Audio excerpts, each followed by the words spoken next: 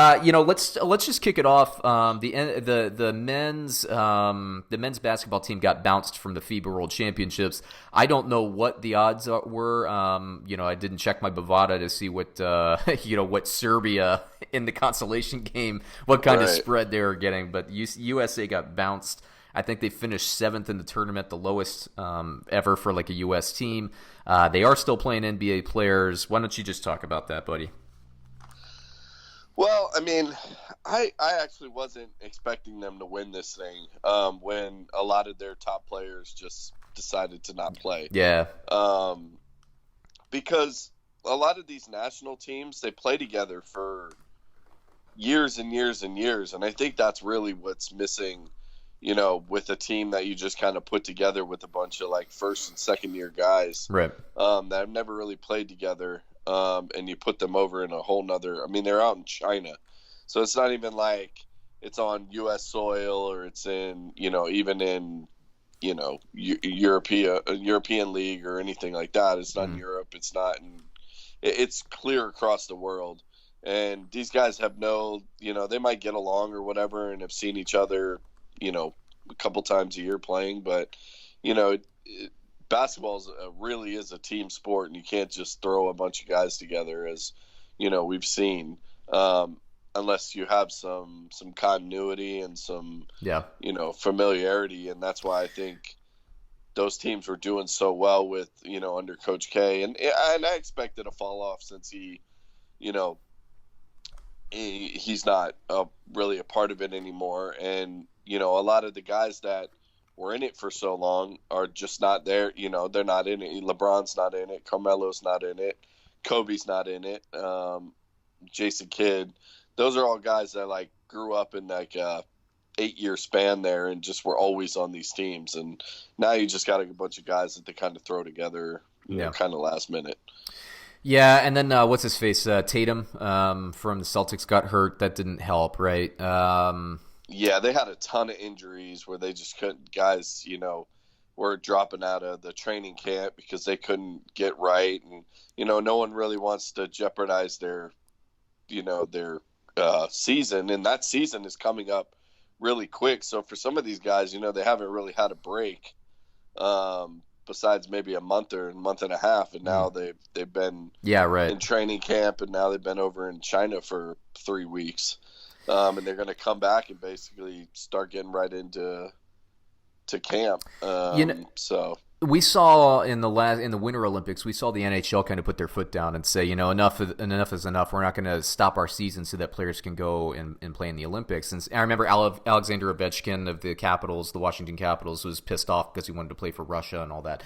But I wonder if we're getting to the point where we need to probably do that with this as well. I don't know. I mean, I have really mixed feelings on it. I'd be curious to get your point of view. But my thought is like, for these FIBA World Championships, what NBA players are really going to get jacked up to do that? To me, that's like, the only players, the only stars that are going to want to play for the Olympic cycle. They're not going to want to go to China and play in FIBA and give up one of their off seasons, right? Because like you said, they just go through the season and they go, and then you saw, some injuries, like you said.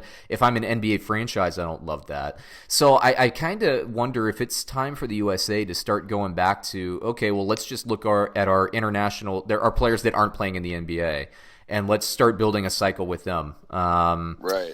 I got to say, as a fan of sports, I'm more interested in that because I want to see, because this is what a lot of the foreign countries do. They like Serbia will have a unit that they've built for years, and they'll have, some teams will have some NBA talent on and off those teams and everything, but the core of the teams are not NBA players in a lot of circumstances.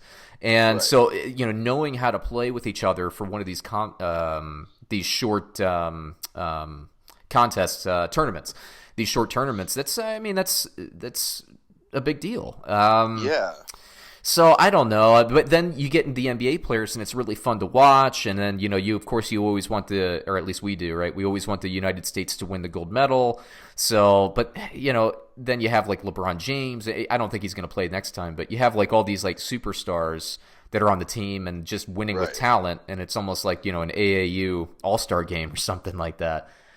Well, yeah, and some of the top guys in the league have already played and won Right. So, I mean, after you've won a gold medal, and it's kind of like, do I want to donate another, dedicate another 4 years to this?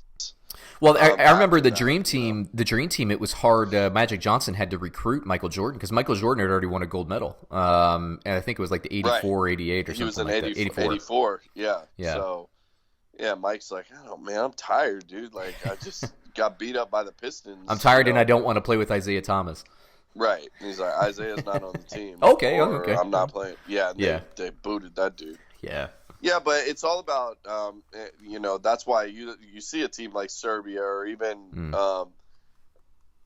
was it France that beat them? France, yeah. France knocked them out initially. Guys. So, yeah, they have NBA guys on the team, but they also the NBA guys play with those teams every summer because they don't really stick around here during the summer. They go home.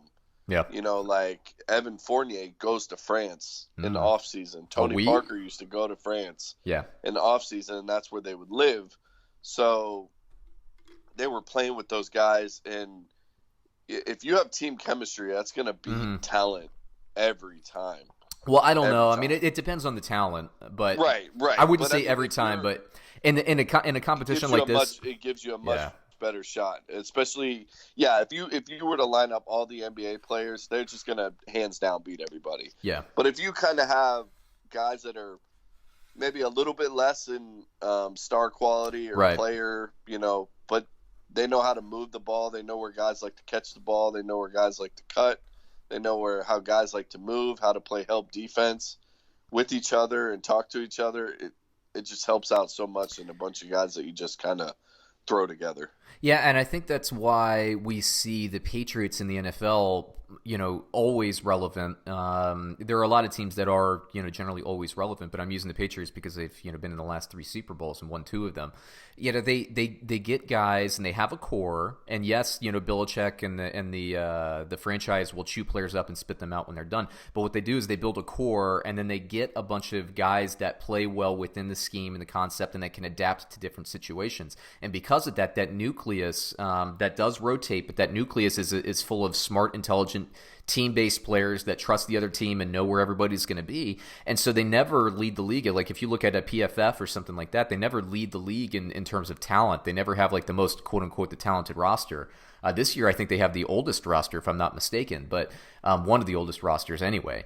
And they're going to be viable again because they just fill their players with intelligence. And at the NFL level, and I think we see it at the when the NBA stars aren't involved and it's really just kind of the NBA the up and comers, the difference between talent, like physical talent, is slight. So that's when you say like the team ball concept, that's when that stuff plays in. And we see it in the NFL. The NFL roster to roster is very tight in terms of talent. So that's why I think the Patriots, Tom Brady, he's going to go down as the greatest quarterback of all time. I think it helps that he was with Bill Belichick his entire career. Right. But I mean, that's why we see the Patriots, in my opinion, just always so relevant because they just kind of keep the system and they build a really team-like approach to the game, and they all know where each other's going to be, and they trust each other. It's the do your job, as we see on NFL Network. It's the continuity. I honestly think if Greg Popovich took his Spurs team, they would have done better. Yeah, I agree. At this World Championship than the team that they put together. I agree because they all know how to play together. They've been playing together for years and years. Sometimes they'll lose a guy or whatever, but they keep a lot of the same core and the same philosophies and the same principles, and they grow guys. So maybe you're not playing a lot in your first couple of years, but you're still playing a lot in practice, and you're still getting to know the guys. And then when it's your time, you're just so used to it that you just keep going, and they know where each other are. They know how to communicate with each other. They know all that. And I really think they would have had a much better seeding.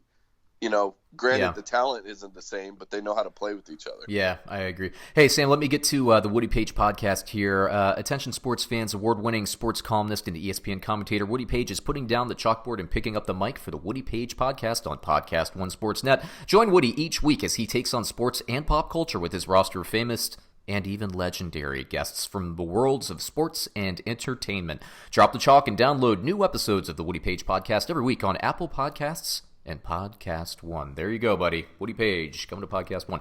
So yeah, I like I like that idea. I've always thought about that. Like, what if you just played, like the Spurs, or what if you got a team that's, usually like a smart team. Like, what would happen if Boston had sent their whole team there or something like that? That would be interesting to do, but